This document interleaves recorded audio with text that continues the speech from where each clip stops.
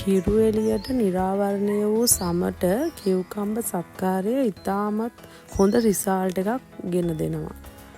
කියුකම්බර් වල 95%ක්ම ජලය නිසා සමේ තෙතමනය රඳා පවත්වා ගැනීමට ඉවහල් වෙනවා. හරි, මං අද ඔයාලට කියලා දෙන්නේ කියුකම්බර් ක්‍රීම් එක එහෙමත් නැත්නම් කියුකම්බර් ජෙල් එක හදාගන්න විදිහ. මේ විදිහට කියුකම්බර් එකක් අරගෙන හොඳට ග්‍රේට් කරගෙන ඒකෙන් එන ඉස්ම ටික වෙන් කරගන්නවා. අරගෙන ඉවර වෙලා ඒකට අපි ඇලෝ ජෙල් ඒකට අවශ්‍ය ප්‍රමාණයට අපි දාගන්න ජූස් වල ප්‍රමාණයටම සාමාන්‍යයෙන් ඇලෝ ජෙල් ඒකට ඇඩ් කරනවා. ඊට පස්සේ අපි විටමින් E කරලක් දාලා හොඳට මික්ස් කරනවා. මික්ස් කරලා ඉවර වෙලා ඒ ජෙල් එක අපි හදා ගන්නවා.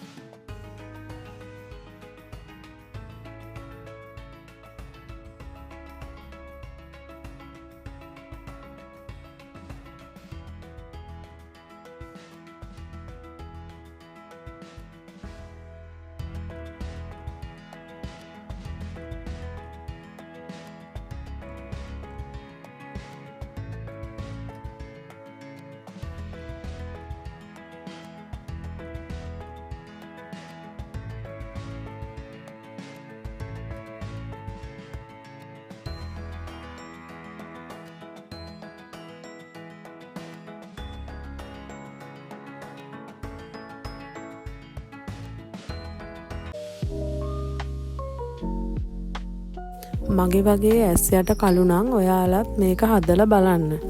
මම දැන් මේක ඇප්ලයි කරන විදිහ ඔයාලට පෙන්නන්නම්. මගෙත් ගොඩාක් ඇස් යට කළුයි. මං ඊට පස්සේ තමයි මේ ට්‍රීට්මන්ට් එක හදලා බලලා හොඳ නිසායි මම මේ වීඩියෝ එක කරන්නේ.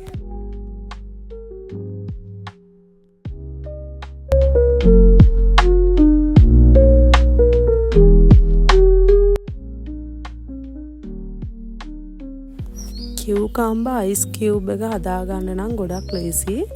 මේකට අවශ්‍ය වෙන්නේ කියුකම්බර් ජූස් එකකුයි අපිට අවශ්‍ය වෙනවා ලෙමන් හරි දෙහි හරි ඔයාලට තියෙනවා නම් ඔය නාරං හරි මොනවා හරි කමක් නැහැ. ඒ ලෙමන් ටිකක් දාගෙන හොඳට මික්ස් කරලා ඒක අපි අර අයිස් කියුබ් වල දාලා ඒක ෆ්‍රිජ් එකට දාලා කැට කරලා ඔයාලා අවුවට ගිය වෙලාවකට ඔයාලට يعني මූණෙන් හීට් එකක් පිට වෙන වෙලාවට ඔයාලට පුළුවන් ඒක ඇප්ලයි කරන්න. ඔයාලා මම වගේ හලා ගන්න එපා, හරියටම දාගන්න. කියුකම්බර් අයිස් කියුබ් එක මම හදපු දවසේම ගෑවේ නෑ. මම පොඩ්ඩක් අවුවට ගියා. අවුවට ගිහිල්ලා පොඩ්ඩක් මට ඒ කියන්නේ මූණ නිකන් පිච්චුණා. ඒක නිසායි අද මම මේකේ එකක් අරන් ගාන්නේ. ඔයාලත් හදලා තියාගෙන අවශ්‍ය වුණාම ගන්න.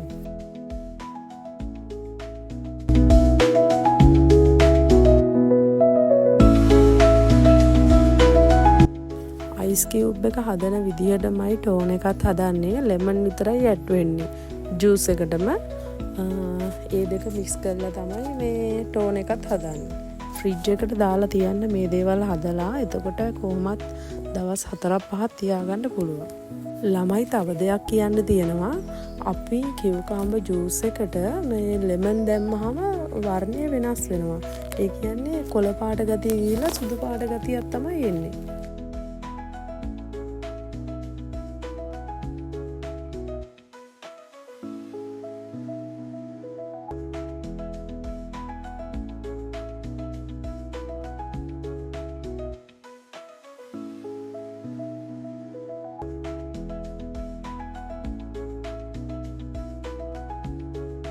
එහෙනම් දැනට මං ගිහින් එන්නම්. තවත් වීඩියෝ එකක් එන්න තියෙනවා. ඒකත් බලන්න.